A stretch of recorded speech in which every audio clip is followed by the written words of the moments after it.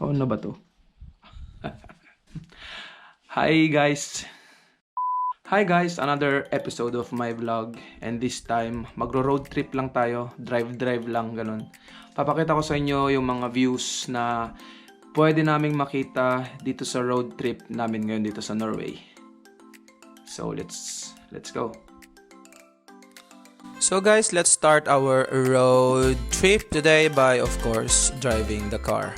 Siyempre, dun tayo talaga mag-start. But anyway, I will be here to guide you this travel vlog. Ito guys, super ganda. Grabe, ang ganda talaga ng falls to. I really admire this one. So Norway has a lot of mountains and fjords. Yung patubig-tubig ba? Yung mga lake ganun. And this one is the longest road tunnel in the world. Wow, super ganda talaga. Parang nasa loob ng spaceship, no? Pero anyway guys, keep watching. Medyo matagal-tagal tong road trip natin ngayon kasi medyo malayo-layo yung ida-drive natin. Pero I hope you'll stay there, stay put, fasten your seatbelt. Yan guys. I hope through this vlog, guys, ma-enjoy nyo, ma-experience nyo yung parang namamasyal din kayo kasama ko dito sa Norway, no? So, it's actually my purpose just to show you how beautiful this country is. Tingnan nyo naman, guys. So, guys, kung makikita nyo, dito ako ngayon. Oh my God! Oh my God! Look at this! Oh. It's Norway ha. Hindi to Switzerland, hindi to New Zealand. Norway po tayo ngayon guys. No, sa Norway po tayo ngayon. Oh my God. So dito pa kami dumaan kanina. My God.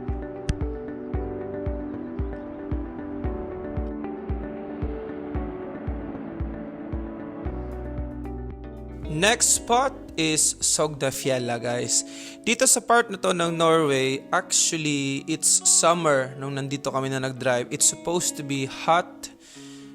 Mainit talaga nung araw na to. Pero in this part of Norway, hindi siya laging green. I mean, there is always snow in this place kasi it's on the top of mountains. So we expect na laging may ice dito. I mean, snow pala.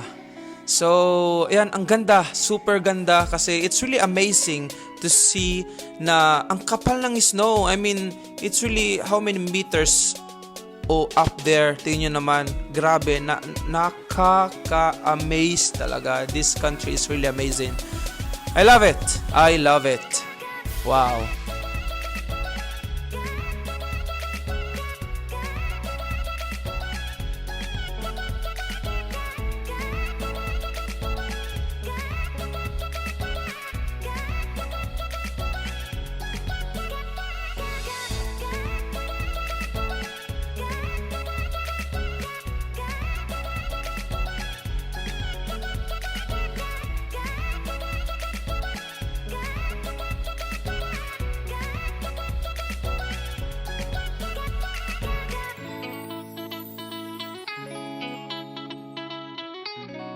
I hope nag-i-enjoy pa rin kayo na nanonood kasi ako nag-i-enjoy talaga ako na nagdadub, nagsasalita in the background while watching this video kasi ang ganda, grabe ang ganda, amazing.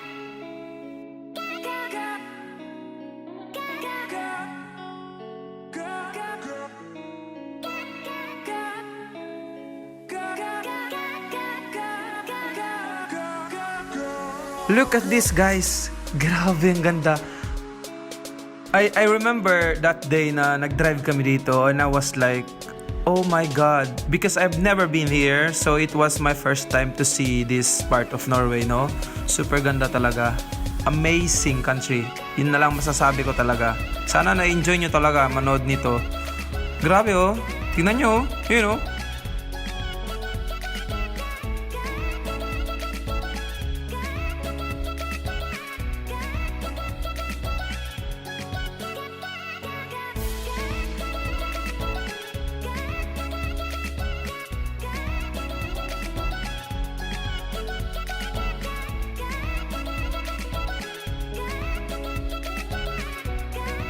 Never in my wildest dream that I will experience this. Kasi sa mga nakakakilala sa akin, mahirap lang talaga kami noon. As in, grabe. Ang buhay nga naman, no? If you have dreams, pursue it. Kailangan talaga huwag kang mawala ng pag-asa sa buhay kasi yun ang daldal ko na. Pero anyway, I hope you get my point, no? Kasi yun naman talaga. Next stop tayo guys, another waterfalls na naman. Alam niyo naman ang Norway, super daming waterfalls.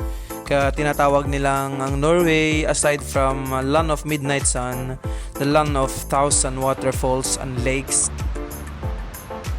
Oh my God! The current of the water. Ang lakas. Alam mo yun, yung dumadaloy na tubig. Grabe. Ito guys, pangalan nito na place, Geiranger.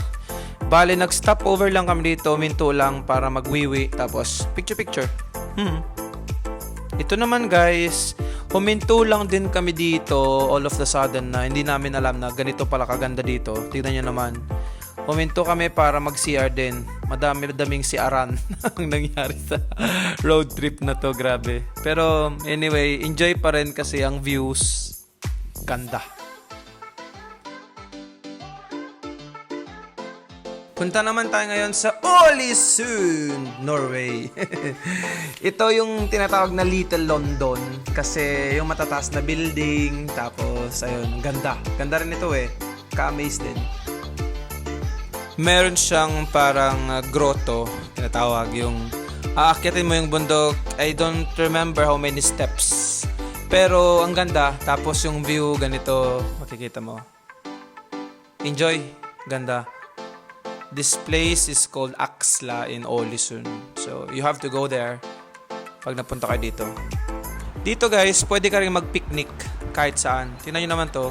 Hanap ka lang ng magandang waterfalls dyan, sa gitna ng snow, sa mountain. Tapos kain-kain lang, luto-luto, ganyan.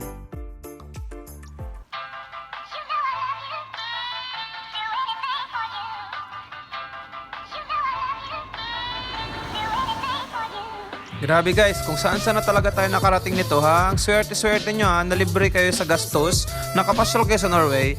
Anyway, sa Norway, dito tayo ngayon sa Atlanterhavsveien. Atlanterhavs tawag parang Atlantic Ocean Road. Ganda no? Dumapo naman tayo sa Maihaugen. Itong Maihaugen na to, napakaganda rin ito eh, nakaka-amaze din ito. It is actually one of the most visited tourist attractions dito sa Norway. I mean sa lugar na to, sa Lillehammer. Para siyang village, old village nung unang-unang panahon. It's about 200 buildings here. Tapos it's one of Europe's largest open-air museums. Sabi dito sa Google ah. Hindi galing sa akin. Pero tignan nyo naman, ganda. Amazing. Nagpintas!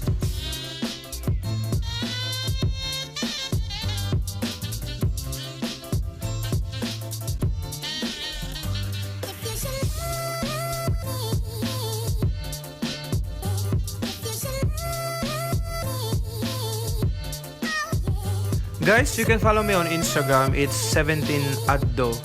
Para makita nyo yung mga views na pinakita ko ngayon dito sa travel vlog natin ngayon. At baka makalimutan nyo kasi yung mga lugar eh. Para makita nyo kung saan. At saka search na rin yung mga iba pang pictures. Yung mga hashtags ng mga lugar na to. Kasi sobrang ganda talaga. Nakaka-amaze. Pare-paras na sinasabi ko. Amazing, nakaka-amaze, gano'n, ganda. Kasi totoo naman, di ba?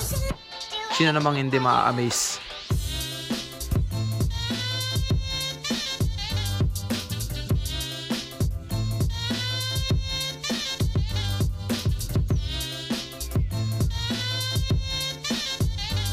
Last place para sa travel vlog na to guys, Atlanterhavsparken.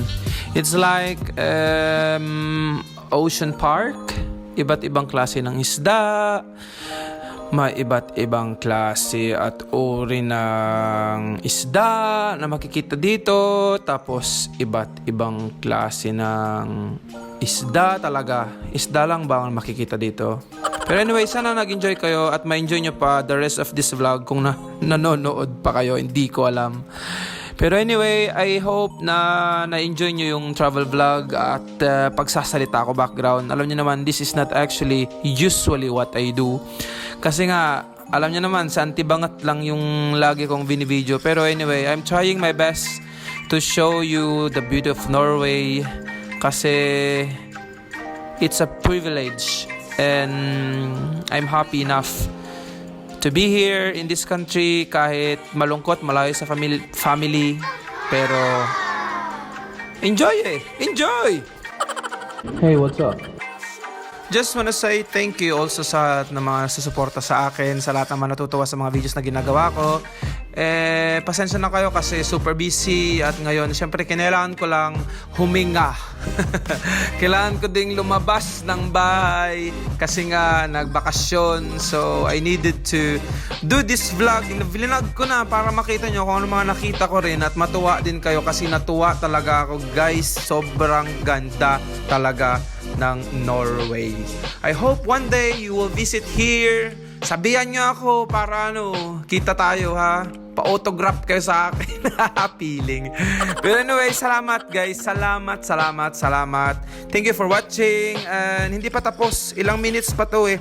Tapusin nyo na. Sayang naman yung effort ko na nag-edit. Salamat guys. I hope you'll watch the next vlog on this channel. I love you all. Mabuhay tayong lahat.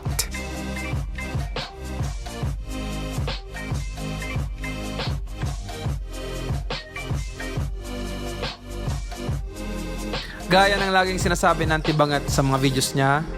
Sige! Bye!